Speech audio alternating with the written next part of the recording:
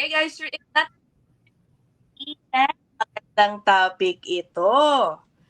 Cash jobs. Okay?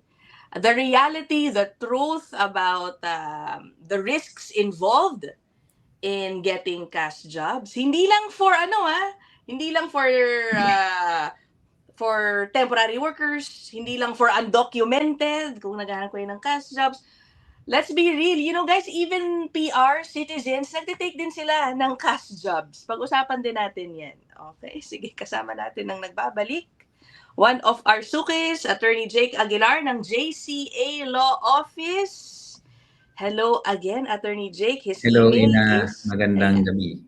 Okay, yung kanyang email ang nandyan sa ibaba. The truth about cash jobs. Bakit ko to naisip gawin? Kasi 'di ba past 2 days meron akong mga vlog tungkol dun sa mga undocumented na nahuli ng CBSA when they conducted ano ba to? A surprise inspection. Talagang surprise naman talaga kung mga ganun sa isang construction site in Calgary. So may mayroon pong nahuli doon na 4 na undocumented, and I would assume they're being paid cash jobs. They're being paid in cash rather. Kaya ko siya naisip gawin. Yeah. Attorney Jacob, uso naman talaga ang cash jobs I dito sa know. Canada, di ba? Hindi Magandang lang pang pag-usapan talaga. undocumented yan. Right. Exactly. Tama ka dyan. So, hindi naman yung limited lang ito sa mga undocumented or temporary resident. So, tama ka. Kahit PR citizen, may cash job. Oo, ay So, nako, well, I know. open secret, sabihin natin ganyan. And yeah, siguro nga it's time na mapag-usapan natin, ilabas na natin ano ba ito, ano bang meron dito sa cash job. So basically, ang interpretation ko nito, hindi naman yung cash itself yung mali or bawal nito. It's the fact na hindi siya nire-report sa government, yung income basically. Yes. Kasi pag siyempre hindi mo nire-report, di wala kang tax na babayaran. So it's more on a tax evasion issue. Pero kasi nga, pag cash, walang trail. So madaling itago. Pwede mo lang i-deny. Wala naman ako natanggap kasi nga cash naman. Walang paper trail ba? Yeah. So napakahirap din para sa gobyerno na i-keep track. Gustuhin man nila na huliin lahat ng mga nagka-cash job para singilin sa mga unpaid taxes. But the reality is napakahirap gawin nun. Hindi kaya ng resources ng government para habulin nga sila. But if meron silang mahulihan sa akto na napatunay na nagka-cash job sila, it's more on tax matter. Hindi naman siya crime. Yeah, actually, wala naman ako kulong dito as far as I know. Oh, okay. Yan ang una ko actually question eh. Taking on a cash job per se. Yeah. Is there something illegal? Is that illegal? Hindi siya illegal. Depende sa kung illegal na crime, I don't think it's a crime. Hindi siya. I don't think so. It's more of a tax evasion matter, but it can be a crime. Anyway, that's medyo complicated yun. Pero it's more on tax evasion na hindi mo binayaran yung tax. Now you have to pay tax plus the penalty and interest. Parang ganon. So even yung mga matatagal na dito, PR man or citizen, nagka-cash job sila, yun yung mga second job nila. Yun yung mga naririnig natin na meron silang isang legit job na doon nagbabayad sila ng tax, meron mga paperwork and everything, may mga remittances sa government, and then they take a second job, yun na yung cash job. Para na sa kanila yon na wala ng tax, so nakukuha nila yun ng buo. So happy, si government lang ang hindi happy, pero yung employer happy kasi nadidispose niya rin yung cash niya eh. Parang sabihin natin parang sort of mini money laundering kasi minsan may kinikita rin siyang cash hindi niya alam kung saan gagamitin yon kasi pagka nagkaroon nga ng trail pag na-audit siya, it's kind of an issue, di ba? So parang kailangan niya rin i-dispose yun, and para ma-dispose yun, pinapambayad niya rin nga ng cash ang mga nagtatrabaho sa kanya. So anyway, informal economy siya. By the way, it's not limited to Canada only. Yeah. Almost every country has this thing. Definitely sa Philippines meron din, even US meron din na ang tawag natin dito yung informal economy, di ba? Yung bang parang underground, sabihin natin gano'n. And in many cases nga, yung ibang economy talagang malaki yung underground economy na hindi mo siya pwedeng patayin kasi pag pinatayin mo, ikaw rin yung nasaktan eh. Parang gano'n yung bansa. Mhm. So, in some cases nga, or in most cases, tinotolerate siya itong mga ganitong cash job. Kaya nga open like almost everybody does it. Para bang Oo. hindi mo gagawin, parang na-left out ka na, parang ikaw nagbabayad ka ng tax, pero everyone else is not paying tax. Even yung mga datihan na dito, may mga naitatago silang tax, yung nga yung mga second job. Nagbabayad din sila ng tax pero hindi full.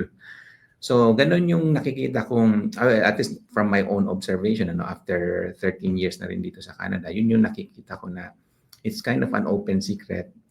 Hindi, tinotolerate siya. Pero ngayon, naging issue nga siya because of tumataas yung unemployment. So, may mga sabi-sabi na, yung mga nagka-cash job, yan yung Oo. pinupunan ng trabaho ng mga PR, kaya wala silang trabaho. But that's a silly, statement para sabihin na walang ninanakawan ng trabaho dito. So, may sabi lang nila yon.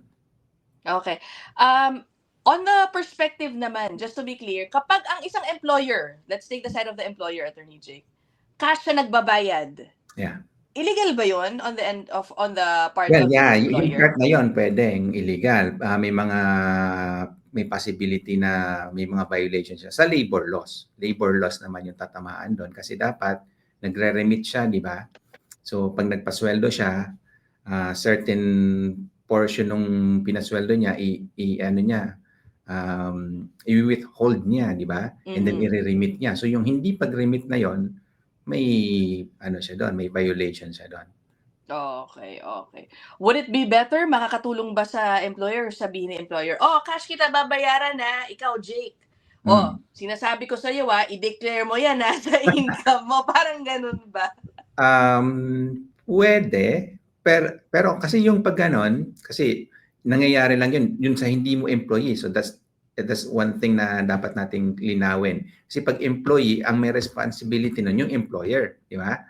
Pero pagka hindi mo siya employee, ang tawag natin doon, subcontractor, kumbaga independent contractor, ang may responsibility nun yung subcontractor. So hindi pwedeng i-impose nung employer no, magbayad ka kasi problema ng may subcontractor yun kung mag-declare man siya or what. Okay. And of course, I think one issue na tied dito sa cash jobs is because, yun na nga, usually, yung mga, ay naku po yung anak ko, sorry na bahing. Usually, yung mga naghahanap ng cash jobs, marami sa kanila, mga out of status, Yun. aka undocumented. Kapag cash jobs, madalas, minsan mas maliit pa ang rate na ibinibigay Yeah, exactly. So nila. that's a different story naman din. So yeah. So yung mga walang status, supposedly nga hindi sila pwedeng mag-work kasi wala naman silang authorization, wala nga silang status eh. So doon sila nagsusurvive sa cash job kasi walang magpapasweldo sa kanila ng matino, sabihin natin ganon, kasi wala nga silang status. So hindi sila pwedeng i-hire in the first place. So si employer, yun naman, tinitake advantage nga nila yon. Tama ka, kasi nakakapagbayad sila ng mas mababa. Hindi yung tamang market rate, pero pwede nilang baratin kasi nga cash naman. Wala namang tax, parang ganon. So in that sense nga, both benefits, si employee na walang status, nakapag-work siya kahit pa paano, nabubuhay siya. And then si employer, nakakatipid siya. Ang laki ng natitipid niya, di ba? Dun sa ginagawa niya. I can share with you one story nga din. Dati may nakausap ako na tao lumapit sa office. Nakwento niya, 10 years na siyang walang status. Wow! Sa Canada. Okay. Noon, at that time, bago-bago pa lang din ako na lawyer noon. So medyo nagulat ako kasi parang first time ko na malaman yun. Akala ko dito sa Canada, everything functions as it should be, parang gano'n. Pero walang status, 10 taon na, ba't hindi pa siya nagpa-deport? Tsaka paano siya nakasurvive? Ang iniisip ko nga din ng mga employer dito talagang sumusunod din sila sa batas kasi isip ko Canada, gano'n eh. Pero hindi rin nga pala. So kaya nga after that, tsaka yung mga iba pang experience, na-realize ko ba, even employers din pala, yun nga, nagpa-participate sa economy na yon. Nag-hire sila ng kahit walang status, babayad lang ka cash. So ganun pala ang sistema. So yun nga, I'm not endorsing anything by the way, no? Pero I'm just sharing my observation nga na. In short, it's a tool to exploit people, workers. Yan. Or employers, yes, that's their tool. Now, kanina, Attorney Jake, nabanggit mo yung this is an issue of tax evasion. More on I tax. think this is a common concern. Matitrace ba, kunyari cash job pero bank transfer? Okay. Paano Bank yun? transfer. Parang ano lang, Interac o ano man, nilipat Interac. lang sa I ATM see. mo, sa I debit see. account mo. We don't usually call it cash job kasi pag cash job, talagang Talagang cash. Yes, Okay. kasi yun yung walang trace. Like, paano mo matitrace? Kunyari, binigyan kita ng, let's say, $100. Wala naman tayong sinulat na record or ano. So, yun nga, mahirap patunayan, oh, may inabot. How do you prove that? Pero pag mga Interac, ayun, may trail yun eh.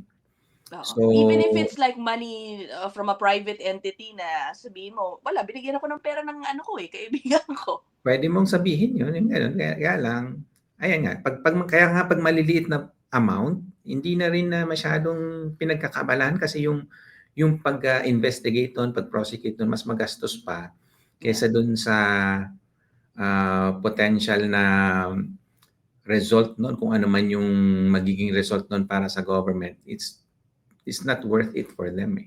Oo. At saka sa sobrang dami nga ng gumagawa, parang wala na. I guess sumuko na lang din sila na hindi na nila kayang hulihin lahat yan. Oo. And I think, for example, yung nangyari yung nahuli na 4, I don't think parang tututukan pa ng officials ng gobyerno. No. Yeah. Yung mga sweldong nakuha nila. It's not about the sweldo itself eh. Oo, it's going to be about their inadmissibility. Exactly. It's not the job, the cash job. Exactly. Doon sila magpo-focus na, bakit nagtatrabaho ito? Wala itong mga permit. Yun ang titingnan nila rather than, kumita ka, hindi ka nagbayad ng tax. So it's not, I don't think na ganun yung mangyayari. But of course, si Canada Revenue Agency, sila naman yung may task na mag-kolekta ng mga taxes nga, pero I don't think na gagawin nila yon doon sa mga tao na hindi nagbayad ng tax kasi maliit lang yun eh. Tsaka parang diba, subsistence living nga lang yun eh. Tapos kukuhanan mo pa ng tax, parang pinatay mo na yung tao, diba? Parang, so I don't think realistically speaking na mangyayari yung ganun. So again, tama ka, it's more on the, nagtatrabaho sila, walang permit, it's more on that. Oo. And so, sabi mo nga kanina, walang nakukulong. Wala ka pang alam na nakukulong for taking on cash jobs. Yeah, Yun mismo yung offense. I haven't heard of anyone na nakulong dito kasi nga hindi naman siya crime per se. Tsaka at the same time nga, tolerated siya. Parang ano na yun eh. Everybody knows about it. Yeah, I know. And again, hindi lang po yan pang undocumented. Diba?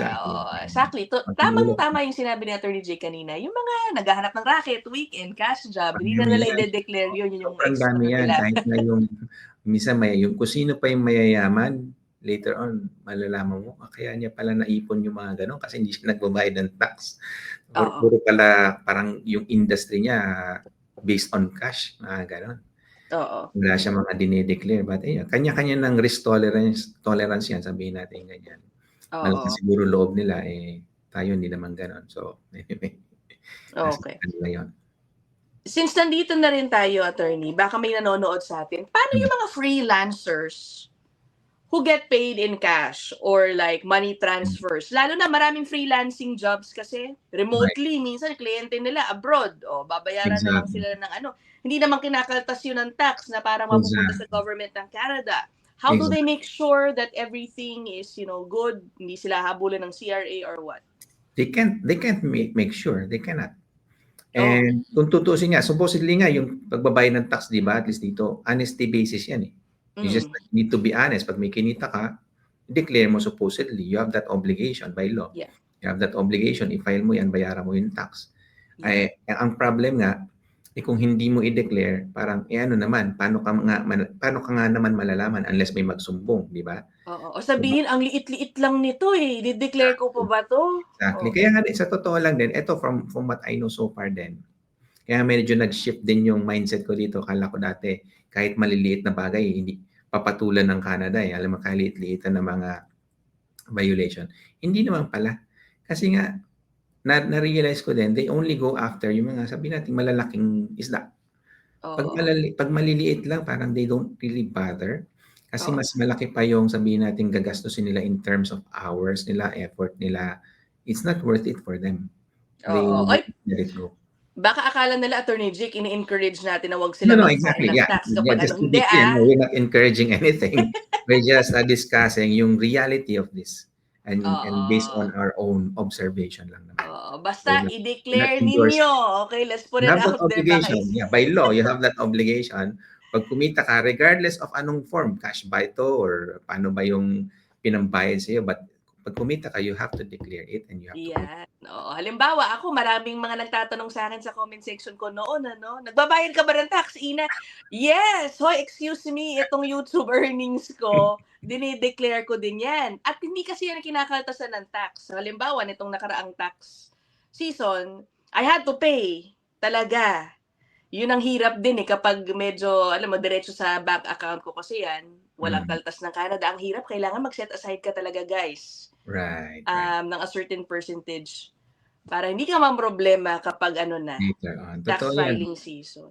Totoo yan, Ina. I can share my own experience din dyan. Noon, ito, nung bago pa ako, siyempre wala tayong masyadong kinikita. Medyo na-appreciate ko yung Canada kasi ang daming free na available na mga services, lalo pag PR, di ba? Daming Oo. free. Tapos minsan nga, may mga refund ka pa natatanggap. Sabi ko, Mm. bakit ganito yung Canada? Parang ang daming binibigay na mga benefits. Saan kaya nanggagaling yung pera nila? Aha, Then aha. later on, nung nagtatrabaho na ako, doon ko na-realize, ayun pala, kasi ang laki ng tax na binabawas nga doon sa Oo. nagtatrabaho at kumikita. But anyway, siyempre na-appreciate naman natin yun. Siyempre kung wala yung Canada, di wala tayo dito ngayon. So, kahit pa Yeah. paano, yeah, it's our way to give back. Tsaka yan, free naman yung healthcare, education, etc. So, at least alam natin may pinupuntahan yung tax natin, di ba? Yan, oo. Okay, well, that is it. Kung meron pa kayong idadagdag, baka yung viewers natin may experience tungkol sa cash jobs, ilagay niyo na lang diyan sa comment section at yeah, mag-share kayo ng mga experiences ninyo. Thank you so much, Attorney Jake Aguilar ng Salamat JCA din. Law Salamat sa Office. panimbita. O, yung email po niya, yung nandyan sa baba. If you wanna book a consult, we will end this episode here. I'll see you guys in the next one. Bye!